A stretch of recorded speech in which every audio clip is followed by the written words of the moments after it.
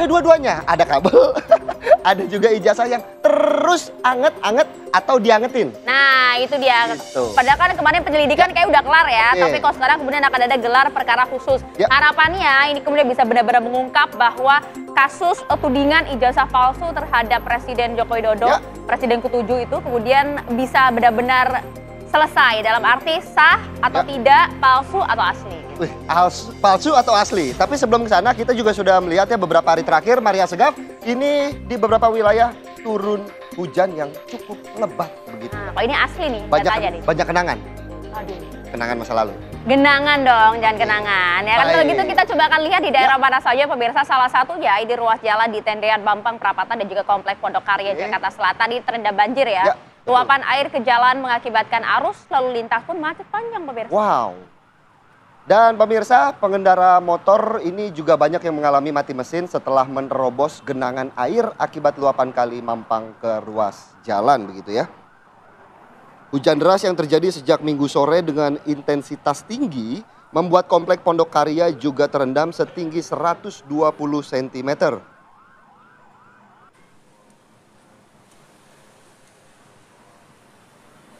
Sebagian warga masih bertahan di rumah masing-masing, petugas gabungan di lokasi terus memantau debit air. Kemarin di daerah rumah Philip banjir juga nggak? Alhamdulillah enggak. Enggak ya, Ya, karena di kalau- daerah Kelapa Gading. Mana sih Lip, rumah lu Lip? Ini kalau tertipu casing begitu ya. Kebetulan saya bukan di bagian kepala tapi di bagian ekor naga. Jadi agak keluar dari Kelapa Gading. Di daerah mana tuh?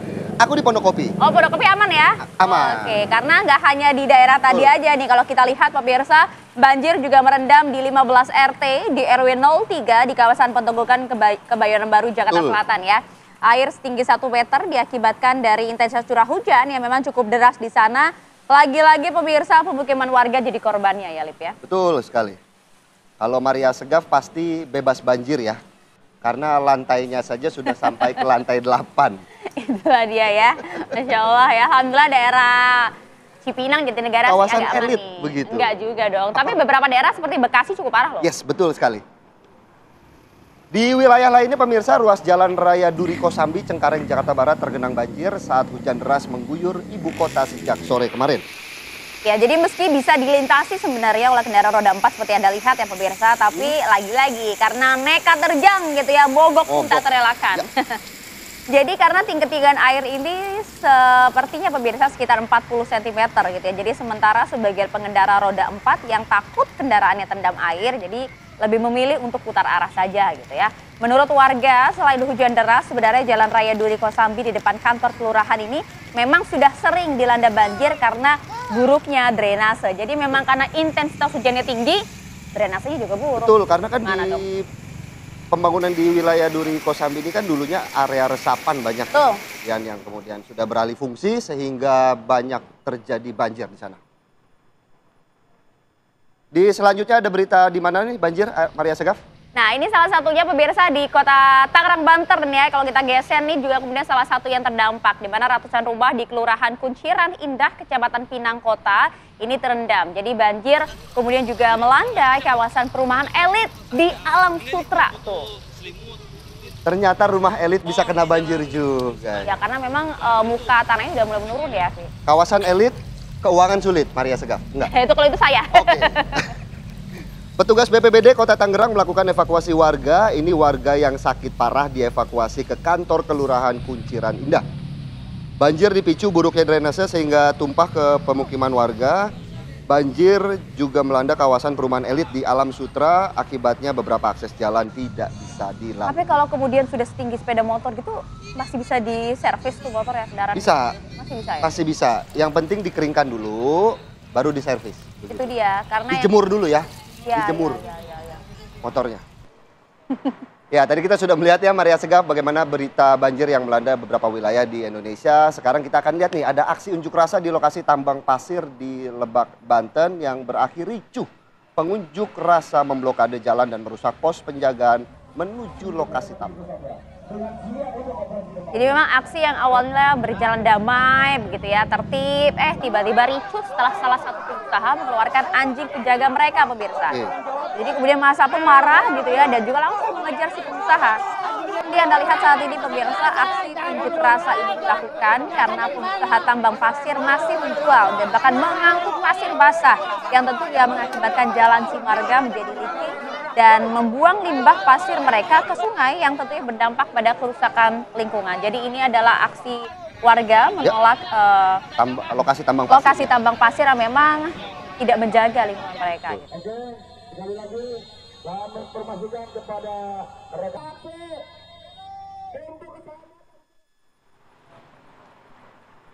Ya, sementara itu pemirsa diduga akibat terpancing emosi puluhan pesilat dari 2 perguruan terlibat bentrok usai menghadiri acara Surat Agung di Kota Madiun, Jawa Timur.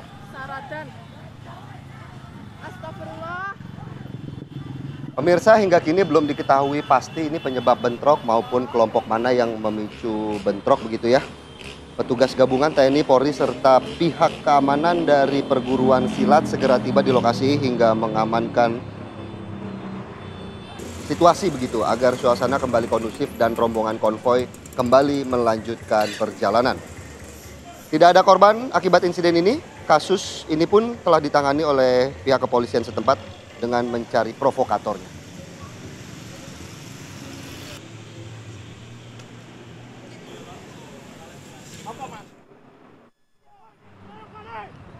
Kita ke berita selanjutnya pemirsa. 3 orang remaja yang sedang nongkrong di tepi jalan dikeroyok sekelompok orang yang berpawai dengan sepeda motor di wilayah Bandung, Jawa Barat. 1 orang terluka parah akibat kejadian ini.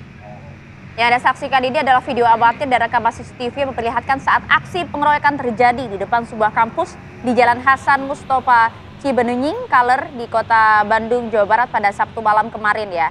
Dalam rekaman tadi pemirsa, kalau bisa kami gambarkan karena tema tadi kami samarkan ya gambarnya karena tidak nyaman untuk disaksikan.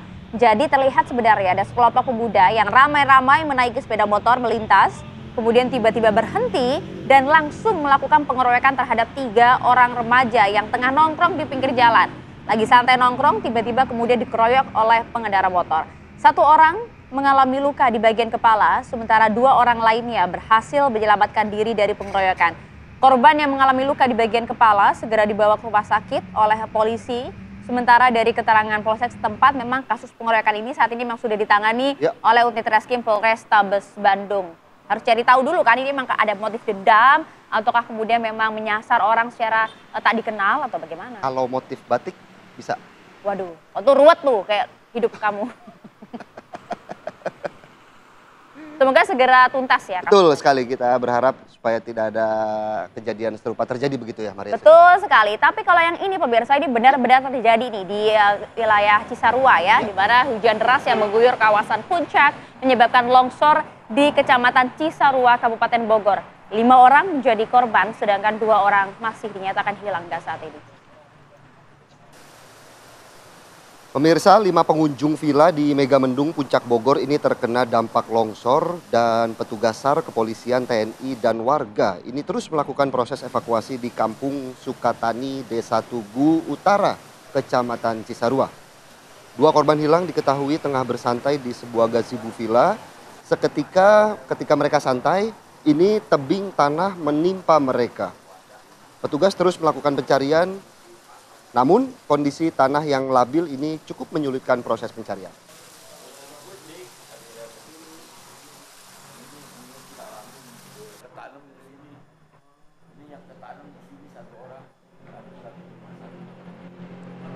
Ya, tidak lengkap rasanya kalau awal pekan kita tidak memantau bagaimana situasi arus lalu lintas pada pagi hari ini, apalagi semalam habis hujan deras.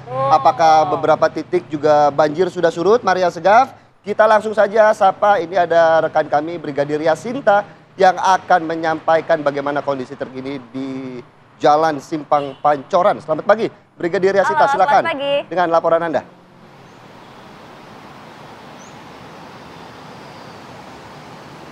Ya baik, terima kasih Philip dan Maria di studio dan selamat pagi pemirsa. Kembali bersama saya Brigadir Yasinta dari NTMC Polri.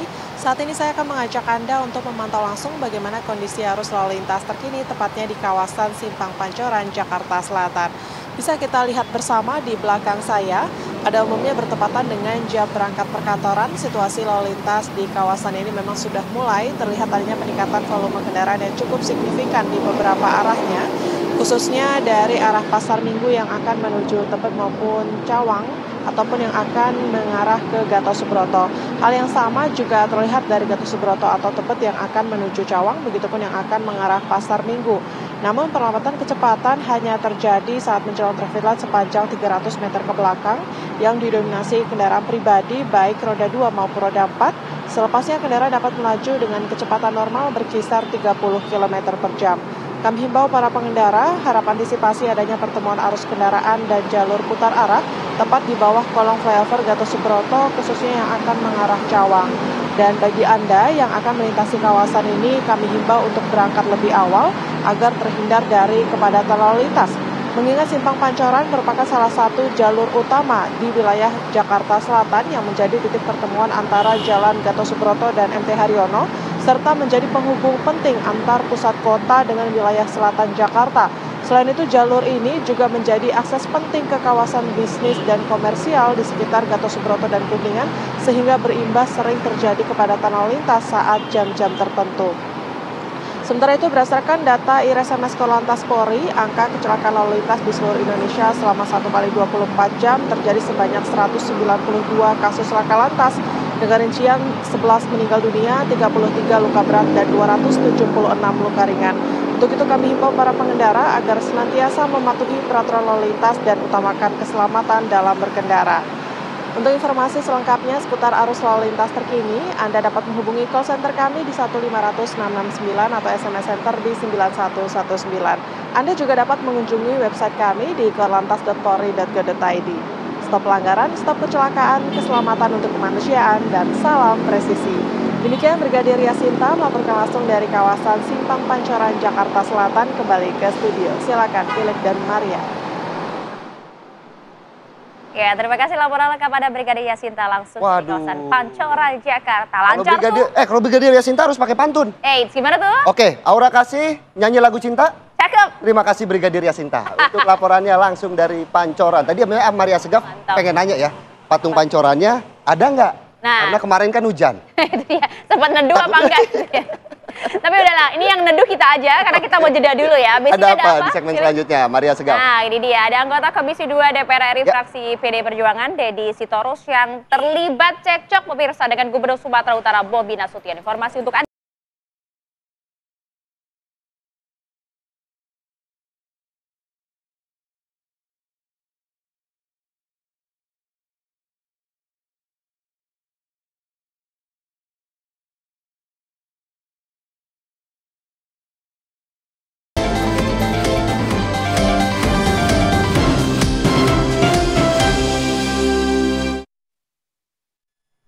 Kembali di Apa Kabar Indonesia Pagi pemirsa, Presiden Prabowo Subianto mengikuti rangkaian KTT BRICS 2025 di Rio de Janeiro, Brazil. Sejumlah isu strategis ini di tingkat global akan menjadi pembahasan 11 negara anggota BRICS serta sejumlah negara mitra strategis BRICS.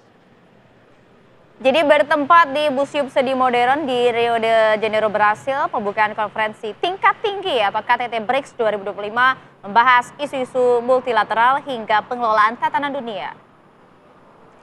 Pada hari pertama gelaran BRICS, Presiden Prabowo Subianto bersama dengan para pemimpin negara dalam forum BRICS membahas isu strategis di sektor perdamaian dan keamanan, kemudian tata kelola global, hingga forum ekonomi bisnis dan AI. Beberapa presiden negara anggota BRICS seperti Presiden Cina, kemudian Presiden Rusia, ini batal hadir, namun Presiden Prabowo tetap hadir dan dijadwalkan pertemuan bilateral dengan Presiden Brazil pada 9 Juli mendatang.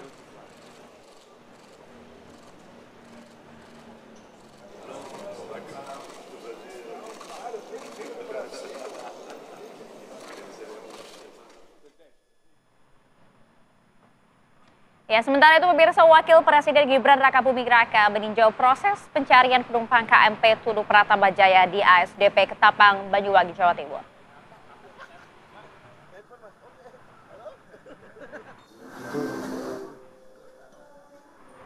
Ya, memasuki hari keempat tenggelamnya KMP Tunu Pratama Jaya, operasi SAR gabungan terus dilakukan. Wapres Gibran langsung menanyakan evaluasi dan perencanaan pencarian korban. Deputi Operasi dan Kesiapsiagaan Basarnas Ribut Eko Suyatno memberikan pemaparan terkait penemuan objek yang ini diduga bangkai kapal. Usai memastikan perencanaan pencarian yang matang, Gibran melanjutkan agenda dengan memberikan santunan kepada ke-6 keluarga korban meninggal dunia. Gibran juga mengunjungi keluarga korban hilang yang hingga kini menunggu kepastian keberadaan penumpang kapal di ruang tunggu ASDP Ketapang. Perbincangan dengan keluarga korban ini berlangsung tertutup.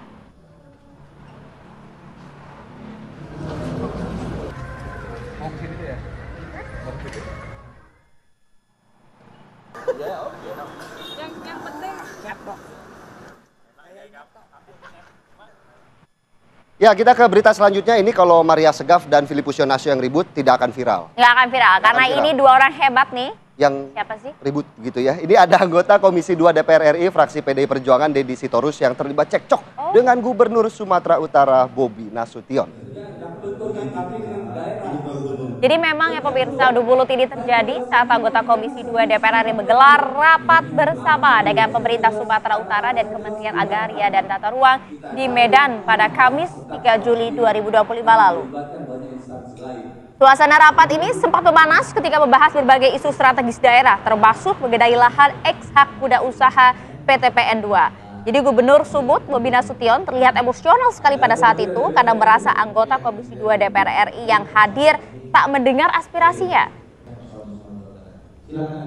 Tak hanya itu, Bobi juga diketahui merespon dengan ketus dan mengancam walk out bersama dengan kepala daerah lainnya. Jadi terus mengatakan jika rapat tersebut bukan membahas lahan ex-HG PN 2, melainkan fokus pada membahas pendapatan negara. Benar kok Bapak yang terlibat dengan. Jadi tolong Anda jangan presetin. Yang betul yang kami dengan daerah. Bentar dulu. Saya mau jelasin dulu nih karena serius ini Pak Gubernur. Ya ini kalau Bobi mengancam walk out, saya bukan rekaman. Kita cari waktu membahas tentang soal itu karena melibatkan banyak instansi lain. Seluruh pemerintah daerah se-Sumatera Utara dengan Kementerian BUMN dengan dana negara termasuk Kementerian Keuangan. Ada Kementerian BUMN juga. Ya, Kementerian BUMN agar persoalan ini clear. Persoalan Sumatera Utara. Silakan. Baik. Yang berikutnya tentang HGU. Ketua. Jadi nanti dibahas, nggak usah terlalu direspon, bapak-bapak saya minta. Terus gubernurnya bilang ya udah kami keluar aja kepala daerah, kalau nggak mau dibicarakan nggak mau denger lah. Kalau Bobi mengancam walk out, saya juga mengancam walk out kalau Maria Segaf terus-terusan menyerang saya. Astagfirullahaladzim, Philip. Sadarkan dirimu, Philip. Nah, kalau informasi tadi kita tinggalkan dulu ya. Kita bergeser ke informasi lain untuk Anda pemirsa. Ini karena ada Ketua Komisi 1 DPR hari Minggu kemarin melanjutkan uji kelayakan dan kepatuhan terhadap calon duta besar luar biasa dan berkuasa penuh. Jadi para calon dubes menyampaikan paparan sesuai dengan visi Presiden Prabowo Subianto. Ini dia wajah-wajah nih ya, calon dubes. Dubes kita ya. Komisi 1 DPR menggelar uji kelayakan dan kepatutan calon duta besar pada hari Sabtu dan Minggu. Mekanisme uji kelayakan calon dilakukan secara rahasia dan sesuai dengan aturan. Para calon duta besar ini menyampaikan paparan sesuai visi Presiden. Total ada 24 calon dubes yang diuji, 12 calon sudah diuji pada hari Sabtu dan 12 calon diuji pada hari Minggu. Hasil uji kelayakan dilaporkan dalam rapat paripurna hari Selasa mendatang.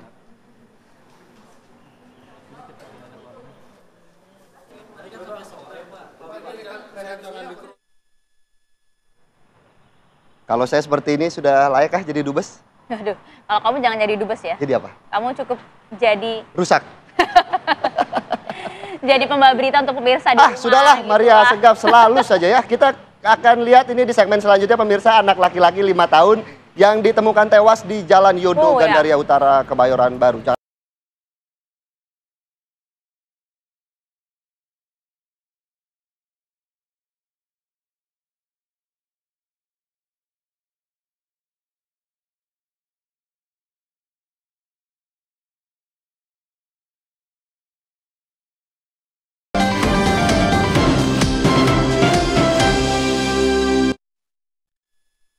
Kembali di Apa Kabar Indonesia Pagi, pemirsa. Maria Segaf, mungkin handphonenya bisa dikedalamin bocor. Oke, baik, terima kasih. Terima kasih. Mas Riak ya. Ini berita selanjutnya, ada warga Ngadirojo, Wonogiri, Jawa Tengah yang digegerkan dengan penemuan jasad wanita dengan tangan terikat. Tangan ini terikat, selain itu wajah juga terbungkam bantal, separuh badan tanpa busana.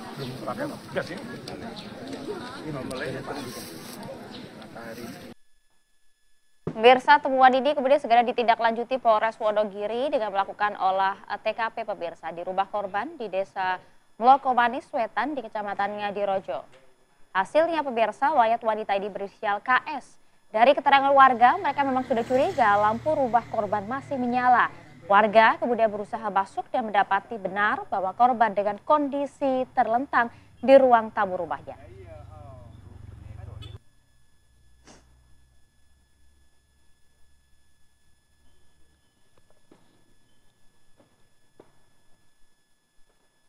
Tentang kemudian orang nikah keluarga gula. Tentang gula nikah. Pemirsa, seorang warga di Sampang, Madura, Jawa Timur ditemukan tewas pemirsa setelah disambar petir di tengah sawah. Dari keterangan saksi, warga desa Kodek, Kecamatan Torjun, Sampang, Madura, korban terbaring di sebuah saung bambu tempatnya berteduh. Pihak keluarga yang dimintai keterangan oleh polisi menceritakan korban hendak membeli bibit tembakau di desa Porot, Kecamatan Torjun. Ini namun karena hujan yang cukup lebat disertai dengan petir, diduga saat santai korban tiba-tiba tersambar petir. Lokasi Curug Porot orang mati tekor kelat, orang mati tekor.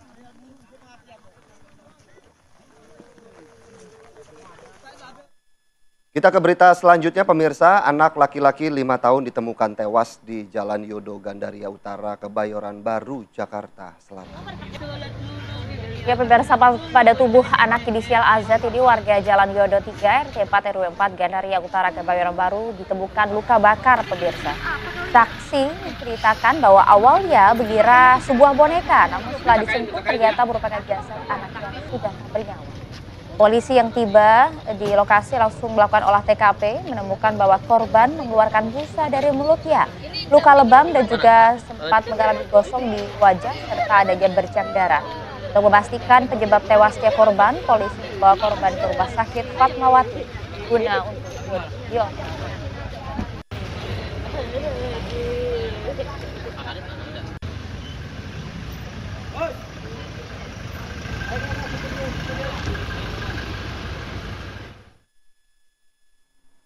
Ya, untuk mengetahui update informasi terkini ya dari kasus penemuan bocah yang diduga tewas meninggal karena tersengat listrik begitu ya, kita sudah terhubung dengan reporter kami, ada Brilian Syaheran di lokasi kejadian. Selamat pagi Brilian, bagaimana update informasi terkini dari penemuan bocah yang tewas di sana? Silakan. Baik Philip, Maria dan juga pemirsa, warga RT 7 RW 2 dari Kecamatan Kebayoran Baru, Jakarta Selatan digegerkan oleh penemuan jasad anak laki-laki berusia 5 tahun yang ditemukan pada hari Sabtu pagi terkulai dengan sebagian besar tubuhnya memiliki terdapat luka bakar dan juga busa di bagian mulutnya. Dan dari pihak kepolisian setempat dari Polsek Kebayoran Baru ini mengatakan memiliki dugaan sementara begitu bahwa memang penyebab dari kematian AR ini diakibatkan oleh sengatan listrik dari lampu jalanan atau PJO. Begitu, dan ini bisa dilihat untuk kondisi pada pagi hari ini sudah dipasangi garis kepolisian di sini, dan apabila kita lihat secara keseluruhan bahwa luas taman ini tidak terlalu luas begitu. Dan memang ada tadi informasi yang kami dapatkan di sini itu jarang terdapat anak-anak yang bermain, tetapi lebih tepatnya di bagian sana begitu, di bagian yang lebih luas. Dan pada pagi hari ini saya sudah ditemani oleh Bu Rihatin dan juga Pak Ahmarudin selaku keluarga korban dan juga saksi. Saat ini kita akan mewawancarai Bu Rihatin dulu terkait dengan kronologi. Bu Rihatin, selamat pagi Bu. Ya, selamat pagi. Bu, ini kalau kronologi penemuan dari AR ini bagaimana Bu waktu itu? Ya, keadaan terlukup. Terlukup? Iya. Itu di hari? Hari Sabtu. Itu kondisinya Ibu kok bisa tiba-tiba menemukan itu bagaimana Bu? Saya dari sini nyapu terus saya lihat itu apa numpuk kata saya gitu. apa itu karung apa-apa. Terus saya ke sana lihat gini, kok apa ya? Terus saya gini, lah kok empuk gitu. Boneka apa bukan? Ya Bu, saya lihat lagi. Kayak bukan gitu. Terus saya panggil Pak Yanto. Pak Yanto, terus Pak Yanto dipanggil nggak mau. Udah, terus saya udah itu aja. Tapi kalau untuk melihat di taman ini tuh rame nggak sih Bu biasanya? Nggak begitu ramenya sebelah sana. Iya. Biasanya ada anak-anak atau gimana? Anak-anak ya main bola. Kecuali ada bolanya ke sini, itu dia ambil. Ibu waktu itu menemukannya di mana Bu? Di bagian mana ini? Di bagian sini. Di dekat tiang ya? Iya, dekat tiang. Iya. Dengan kondisi? Terlukup begitu ya? Iya. Oke, baik Bu. Oke. Sekarang boleh Pak, dari keluarga sendiri bagaimana Pak ketika melihat ditemukannya jenazah AR ini? Karena saya nyari dari jam 9 ya kan, capek saya nyari. Saya udah jam 6, saya kan masuk kerja jam 8. Saya jam 6 udah niat mau ketemu Pak RW, suruh buka CCTV. Ternyata saya mau naik ketemu Pak Jianto. Nah, diadang. Tolong dicek itu anaknya siapa gitu. Nah, begitu saya cek, saya kan apal namanya cucu saya. Saya langsung putar balik, teriak, saya manggil keluarga kan.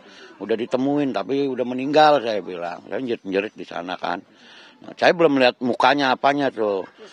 Nah, ternyata naik semua kan, ibunya, neneknya, apa semua naik. Nah, diangkat lah di situ. Saya belum lihat. Nah, detik-detik terakhir mau dibawa ke rumah sakit, saya baru lihat. Ya Allah, kok semuanya angus semua gitu. Sampai ini tangan begini kan angus, paha angus, sampai ke badannya, sampai titiknya juga angus, kagak ada. Tapi yang tadi sempat disebutkan bahwa di sini tuh bukan bermain tapi ngejar kucing itu. Iya, itu menurut temennya. Jadi kucing lari dari sana diuber sama itu cucu saya, merobos lah di bawah itu. Ternyata dia sambil nangkep kucing nggak kena tuh, besinya ketarik tangan yang kanannya meluk tiang. Nah, terjadilah di situ kan sengatan. Nah, anak ini bangunin, Araji bangun. Ternyata nggak bangun, dia langsung bangun. Di situ ada kakak ipar saya, ngomonglah nih anak. Kakaknya Pito, tolong tuh, kok Araji dibangunin nggak bangun-bangun, katanya. Bercanda aja, nggak respon dia pulang juga. Begitu pulang saya kok, biasanya saya tuh kalau main berdua nih anak, satu kagak ada, cucu saya langsung nanya. Spontan saya tuh mau nanya berat gitu, akhirnya saya ngambil sosis juga, karena dibakar kan, ayahnya lagi bakar-bakar sosis, anak temennya juga makan sosis, gitu. Tapi nggak ada waktu itu ya?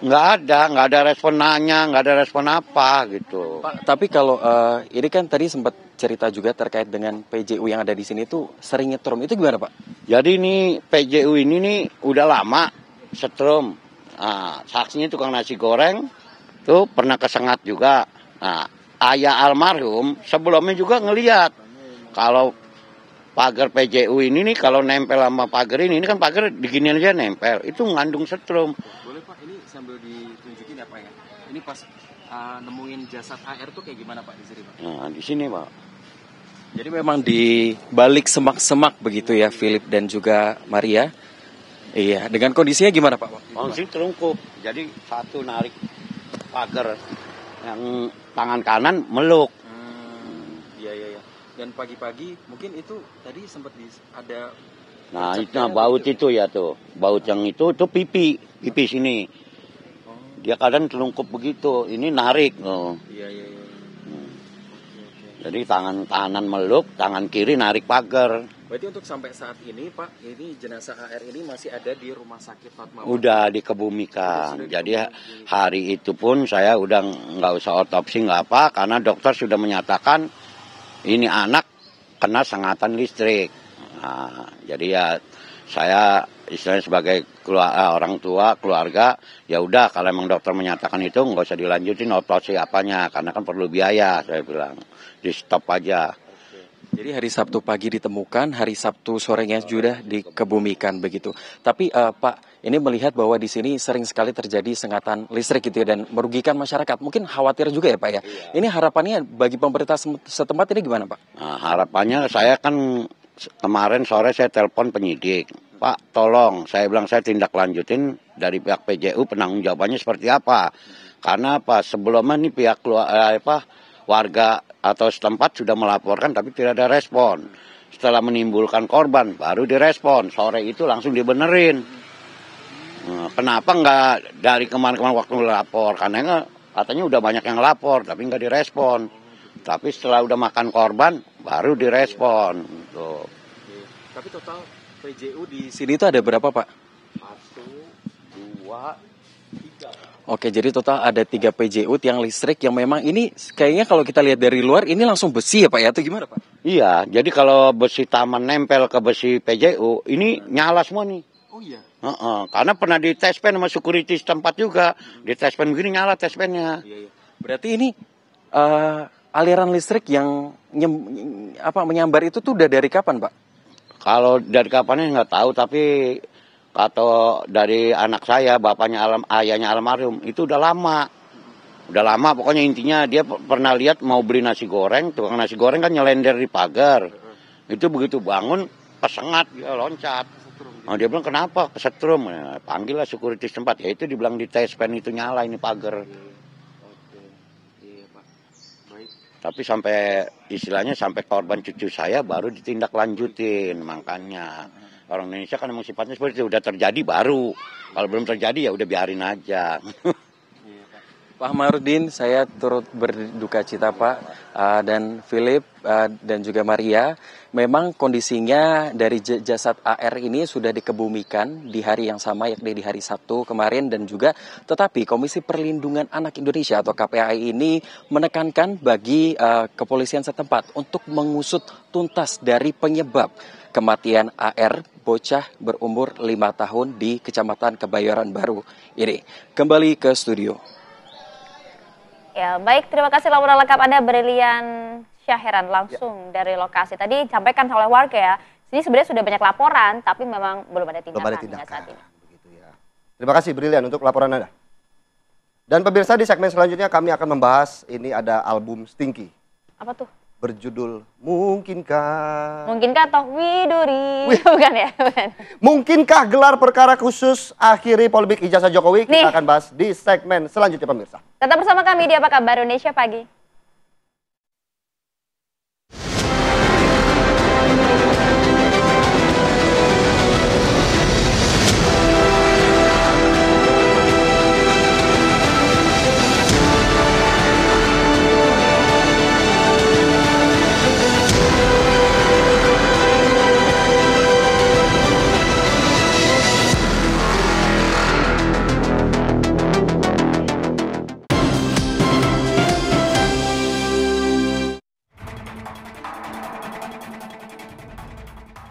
Gonjang-ganjing kasus dugaan ijazah palsu Presiden RI ke-7 Joko Widodo sepertinya tak juga redup.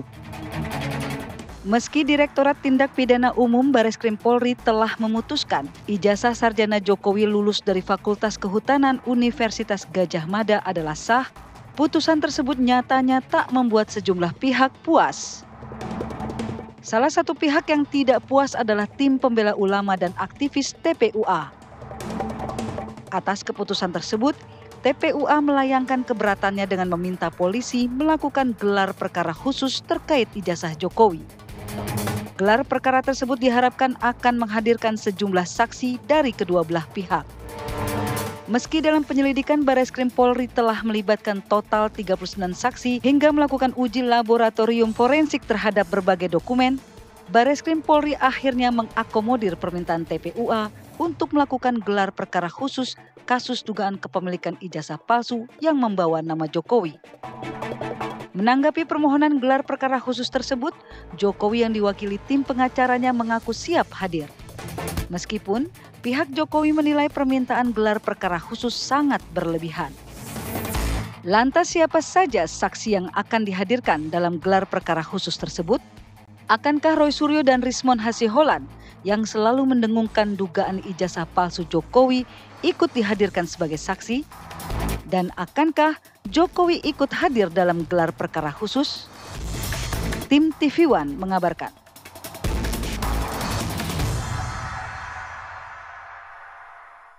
Kalau kata lagunya Stinky, apa tuh? Mungkinkah kasus ini akan berakhir? Nah, Ya. jawabannya? Belum tentu. Belum tentu. Nah itu karena kita ingin lihat juga sebenarnya pemirsa ya. Berawal dari lagu Stinky tadi Betul. ya, itu adalah harapan kita semua. Karena sudah cukup lama lah ya tudingan ijazah palsu terhadap Presiden ke-7 RI Joko Widodo ini tak kunjung usai. Betul. Bahkan nampak kemana-mana gitu Udah ya. mulai melebar-melebar, banyak Melebar. laporan polisi yang masuk begitu ya. Itu dia, banyak yang klaim sana-sini gitu ya. Tapi nampak kemarin sepertinya pada saat penyelidikan sudah selesai. Namun mengapa kini akan dibuka kembali gelar perkara khusus. Mungkinkah ini akan menjadi akhir dari perjalanan kasus ijazah palsu Jokowi? Itu akan kami bahas bersama dengan sejumlah narasumber kami. Sudah hadir bersama dengan saya saat ini ada Bung Andi Aswan, Wakil Ketua Umum Jokowi Mania. Selamat pagi Bang Maria, selamat pagi Philip, selamat pagi pemirsa TV One. Semangat! Semangat dong, media visit kalau Bang Andi begitu ya.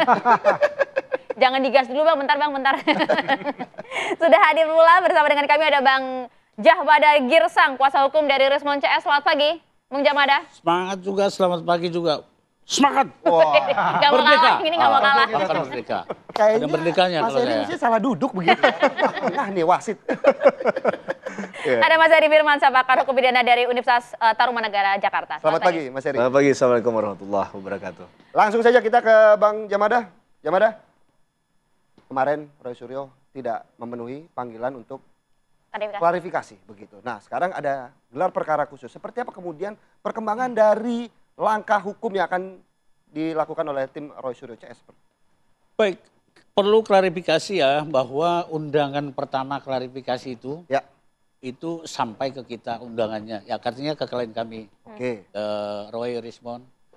Tapi kami waktu itu terdesak juga dengan jadwal gelar perkara khusus di Mabes. Yang sebelumnya ya? Iya sebelumnya kan tanggal 3 undangan pertama di Mabes itu gelar perkara khusus. Akhirnya kita lihat-lihat mana yang lebih penting. Dua-duanya penting kan. Oleh sebab itu kita hold 1 dulu yang undangan klarifikasi yang di Polda. Ya.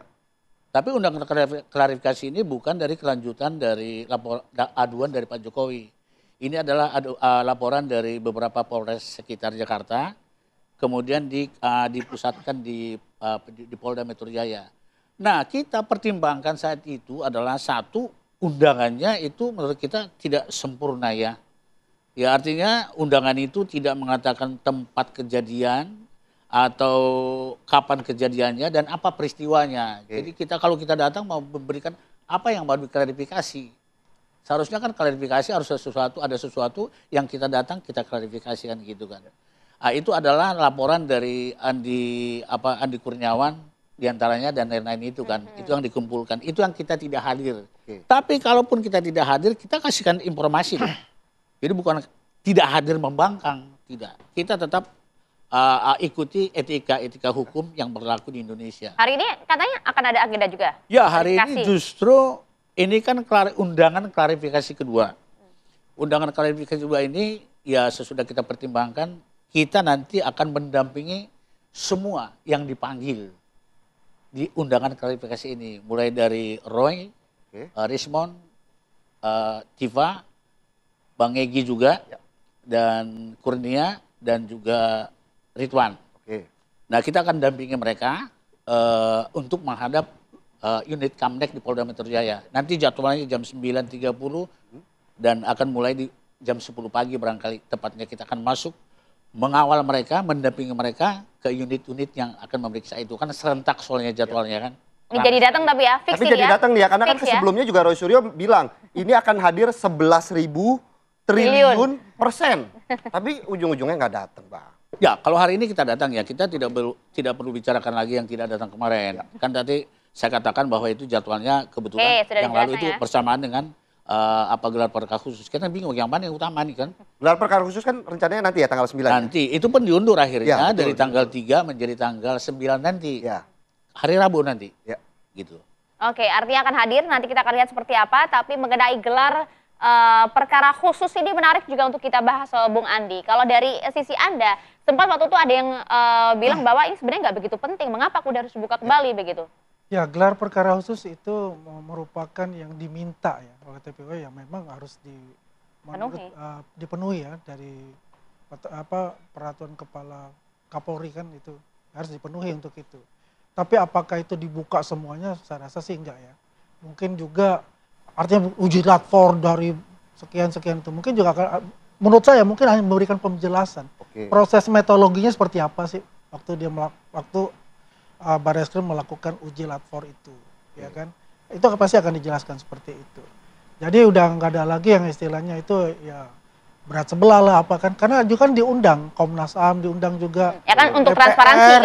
Ya, transparansi untuk hadir di sana melihat secara langsung seperti itu, ya kan? Ya kan yang jadi permasalahan kan dari pihak TPUA ini kan dia mau mengundang dibilang namanya saksi ahli. Ya. Ini kan belum masuk penyidikan, dia masuk tahap penyelidikan. Dan kalau kita bicara ahli itu kan ada 3 itu kan, saya bilang ada saksi ahli, ada ahli itu sendiri, yang ketiga pemberi keterangan ahli kan. Dan ini apakah mereka masuk itu kan mereka bukan bagian dari TPUA itu kan gitu. Belum perlu namanya saksi ahli. Tapi kalau dari lembaga yang independen ya, yang kredibel dan itu adalah negara, ya hadirlah Komnas HAM, ya kan hadirlah nanti juga DPR RI di situ. Tapi kan katanya undangan dari Polri juga sudah ada soal keterangan ahli itu. Kenapa Anda membantah? Ya, ini kita bicara Mas, surat keterangan ahli. Kalau ada undangan kayak gitu ya, itu kan monggo karena yang berkompeten itu adalah Kapolri gitu ya. Polri ya kan. Kabar Reskrim dalam arti ini. Ya kalau itu ada undangan ya silakan aja masuk datang lihat gitu. Tapi kalau nggak ada undangan jangan berharap dari sana ikut masuk atau memaksa menggor-gor masuk setelah itu membuat press conference lagi gitu. Kan bisa saja kayak begitu kan. Ngambek lagi ya kan. Aduh, siapa yang ngambek Bang Jamada? Bang. Oh enggak, jadi saya mau klarifikasi ya. Undangan dari Barreskrim ya. Barreskrim di Tipidum dalam hal ini secara resmi kita udah terima. Dan di undangan itu jelas, poin 3 undangan itu mengatakan silahkan saudara membawa pihak-pihak yang membuat lebih terang perkara ini. Dan ahli juga loh. Dan ini menurut saya sangat kita hargai. Kita tidak menduga ada undangan seperti itu. Kata-katanya itu jelas seperti itu. Saudara dapat menghadirkan pihak yang dibutuhkan untuk mendukung pelaksanaan gelar perkara. Itu poin 3 undangan resmi itu. Yang sampai ke kita tanggal 5 kemarin. Kalau nggak termasuk di sana keterangan ahli nanti mungkin. Termasuk. Dan kita udah transparan kok. Dan sesuai dengan Perkap Kapolri itu, nomor 6 tahun 2019, kan itu penuntunnya. Gelar perkara biasa dan perkara khusus. Perkara khusus itu syaratnya. Gitulah. Bahkan sebenarnya ada yang lebih seram lagi surat edaran. Nomor 2/2 tahun 2021. Itu gelar perkara. Tapi mungkin kita nggak tahu apakah masuk ke sana atau tidak. Itu yang menyangkut keamanan negara segala macam itu. Kita anggap ini gelar perkara khusus sesuai dengan Perkap nomor 6 tahun 2019. Itu diperkenankan kok. 3 hal yang dituju di sana. 1 objektivitas, 2 adil dan transparan. Itu tujuannya loh. Kalau kita pahami surat Perkap nomor 6 tahun 2019 itu tujuannya. Dan memang itu yang kita cari. Dan ternyata dipenuhi oleh Kabar Reskrim bahkan di Tipidum. Tapi yang menarik kenapa Pak Roy Suryo dan juga Pak Rismon yang kemudian menjadi ahli. Padahal objek ini kan analog, Bang. Mereka kan ahli digital forensik. Begini, sebelumnya waktu kita mengajukan gelar perkara khusus ini kan kelanjutan dari laporan Egy Sujana Desember 2024. Kemudian diajukan lagi gelar perkara khusus. Nah, kemudian diajukan lagi bukti-bukti. Ini kan proses Cimabe ini sebenarnya agak mandek awalnya gitu loh. Cuman karena mungkin dikejar sama Polda Metro Jaya karena laporan Pak Jokowi, lantas ini jadi TikTok begini kan. Nah, penelitian mereka inilah salah satunya memang yang kita andalkan di sana. Hasil forensik digital mereka, hasil analisa mereka, ini yang ditampilkan di sana. Dan mereka ahlinya, karena mereka yang melakukan itu. Masa kita panggil yang lain tidak connect dengan orang-orang itu kan tidak mungkin. Mereka dan diperkenankan kok. Dan kita lihat nanti, mudah-mudahan. Kita lihat nanti hasil seperti apa, meskipun banyak yang tidak sepakat dengan sosok-sosok ahli itu ya. Tapi begini deh, berikan kami pencerahan Bung Heri Firmansyah gitu ya. Tolong, sebenarnya seperti apa sih gelar perkara khusus ini dan juga akankah ini bisa membuat terang kasus tudingan ijazah palsu terhadap Jokowi? Ya harusnya bisa ya, karena persoalan gelar perkara ini kan kalau di dalam ranah praktik itu yang jadi sulit adalah Mbak, antara teori dan praktik kadang nggak seiring sejalan. Nah, itu dia. Ya, bahasa gelar perkara yang dicantumkan di situ kadang tidak memuat hal-hal yang lebih detail ya. Khususnya misalnya mengenai apakah kemudian wajib dihadirkan keterangan ahli atau saksi dari sisi pihak yang dilaporkan. Nah, karena kan sifatnya adalah terlapor dari pihak Pak Roy Suryo dan kawan-kawan. Kalaupun kadang dalam bahasa itu jelas, dalam pelaksanaannya kadang tidak seiring sejalan lagi. Kadang berdasarkan kewenangan saja, seorang penyidik bisa menyatakan ya Anda datang hanya mendengar saja. Ini dari versi kami, mereka bawa ahlinya. Nah ini yang saya... Ini bisa berubah nih nanti ya di lapangan ya? Kalau kita bicara di lapangan, Bang Girsang kan juga praktisi. Saya kebetulan juga praktisi juga. Nah itu yang kadang kita hadapi. Nah maka persoalan ini, kalau ingin dibuat clean and clear, memang diberikan ruang saja gitu ya. Walaupun ini mungkin di luar dari kebiasaan praktiknya gelar perkara tadi. Nah, karena esensi dari gelar perkara ini kan sebenarnya adalah memberikan informasi sejauh mana terhadap penanganan perkara yang dilaporkan oleh pihak pelapor ditangani oleh pihak yang berwenang. Itu satu. Yang kedua, ini adalah wujud dalam sistem peradilan pidana kita. Sistem peradilan pidana kita itu mengenal istilah inquisitoir dan acquisitoir. Nah, dalam lingkup acquisitoir dia sebagai subjek pemeriksaan, maka dia punya hak dan kewajiban. Nah, sehingga tadi sebenarnya boleh saja orang yang dilaporkan itu juga bukan membela diri lah, karena pembelaan itu ada dalam pengadilan. Tapi dalam konteks ini, dia juga memberikan informasi yang sama, sehingga ketika nanti ditarik ranahnya ke proses penyidikan, ini sudah clean and clear nih. Yang kedua adalah inquisitor, dia sebagai objek pemeriksaan. Nah ini tentu nggak diharapkan ya, bahwa orang yang dilaporkan itu juga punya hak sebenarnya pembelaan diri. Kedepan mungkin di rancangan KUHAP kita, ini juga harusnya didorong ya, agar peran-peran semacam ini sebelum masuk ke dalam proses penyidikan itu jelas. Masalahnya Bang Roy Suryo dan kawan-kawan, Bang Girsang, ini harus, kalau harus kekeh dia, harus coba untuk narik ke arah penyidikan. Karena kalau tidak masuk ke ranah penyidikan, berhenti di penyelidikan, barang ini nggak bisa diapa-apain lagi nih. Karena dia nggak bisa diperaperadilkan. Dia tidak masuk dalam objek pra-peradilan. Maka tidak ada kata lain selain memang harus ngotot. Dan mungkin bisa terrealisasi dengan penilaian dari penyidik bahwa ini layak untuk dinaikkan. Meskipun di luar kebiasaan ya. Berarti ini bisa dibilang gelar perkara khusus merupakan benteng terakhir bagi Roy Suryo untuk mendapatkan keadilan di sini. Kalau ini akan diuji di pengadilan, maka ini harus mati-matian. Karena ini pintu masuk awalnya kan. Masuk awal. Untuk bisa ada chapter-chapter berikutnya. Karena kalau tanpa ini bisa difilter menjadi satu proses penyidikan, ini agak sulit. Masalahnya kan yang utama itu adalah minimum 2 alat bukti. Tapi persoalan akan naik perkara kadang tidak hanya membutuhkan minimum 2 alat bukti.